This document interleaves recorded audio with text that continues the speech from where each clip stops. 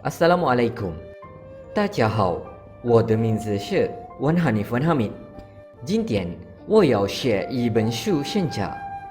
Novel terjemahan yang akan saya ulas pada hari ini berjudul Purnama Batu Jet, sebuah keluarga Muslim Cina terbitan Pusat Kebudayaan Han Sendirian Berhad. Judul asal novel ini ialah Musilin di Zhangli, bermaksud upacara pengkebumian Sang Muslim. Ditulis oleh Huoda, seorang penulis wanita beragama Islam berbangsa Hui yang berasal dari Beijing dan dilahirkan pada tahun 1945. Novel sastra ini diterbitkan kali pertama pada tahun 1988, pernah diterjemahkan ke dalam bahasa Inggeris, bahasa Arab, bahasa Urdu dan bahasa Perancis. Pada tahun 1991, novel ini telah diangkat sebagai pemenang Anugerah Kesusastraan Mautun, sebuah anugerah sastra berprestij di negara China. Lebih menarik lagi, novel ini juga pernah diadaptasi kepada filem pada tahun 1993. Novel asal mempunyai 750 muka surat, manakala novel terjemahan dalam bahasa Melayu pula telah dibahagikan kepada 2 jilid berasingan.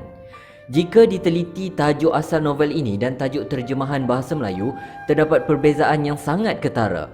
Berdasarkan siri bual bicara yang telah diadakan pada 13 November 2021 yang lalu, tajuk Purnama Batu Jet dipilih setelah dinilai jalan cerita dan kisah yang diangkat dalam novel ini supaya dapat disesuaikan dengan fahaman khalayak pembaca di Malaysia.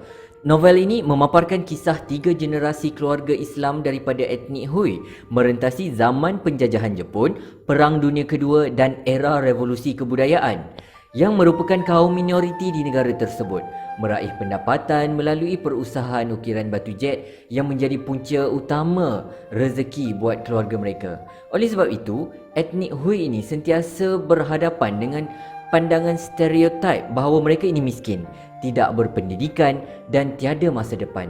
Namun, pengarang cuba menonjolkan sisi kekeluargaan yang penuh kasih sayang, pengorbanan, kecintaan dan ketabahan mendepani cabaran yang mendatang. Kesemuanya digarap dengan cukup menarik sehingga mampu menyentuh perasaan pembaca. Ada 3 sebab utama anda harus membaca novel ini. Pertama, novel ini menonjolkan kepelbagaian kebudayaan yang dapat kita pelajari dan amati. Kehidupan masyarakat Islam di negara China tentunya sangat berbeza dan tidak sama. Jadi, mempelajari kepelbagaian budaya dapat membuka minda kita untuk terus meneroka, menghargai dan menghormati variasi budaya yang ada di dunia ini. Kedua, ilmu berkaitan Islam juga dimuatkan dalam novel ini. Turut diselitkan terjemahan ayat Al-Quran, hadis dan ilmu-ilmu keagamaan yang ditulis dalam tulisan Cina. Walaupun terdapat sedikit percanggahan, pembaca perlu lebih terbuka. Berkemungkinan besar, mazhab yang diamalkan di negara Cina bukanlah mazhab Syafi'i seperti yang kita amalkan di Malaysia. Hal ini dapat membuatkan kita lebih peka tentang perbezaan amalan untuk agama yang sama tetapi berlainan geografinya. Ketiga, tentulah iktibar yang boleh diteladani daripada cara kehidupan keluarga Muslim di China yang sederhana, penuh kasih sayang dan rela berkorban apa sahaja demi keluarga tercinta. Selain itu, kesedaran akan pentingnya untuk mengenali sejarah dan warisan sejak turun-temurun juga akan tertanam dalam jiwa kita setelah membaca novel ini. Saya ada info bonus untuk anda semua. Penterjemah novel ini dikatakan tidak beragama Islam, namun berjaya menterjemahkan keratan hadis dan ayat Al-Quran dengan tepat dan hampir sempurna. Terdapat lebih 30 perkara berkaitan agama Islam dalam novel ini dan sidang editor telah melakukan semakan dengan pihak Jabatan Kemajuan Agama Islam Malaysia JAKIM bagi pengesahan. Nota kaki turut dimuatkan bagi mengelakkan kekeliruan dan kesalahfahaman pembaca berkaitan hukum hakam agama Islam.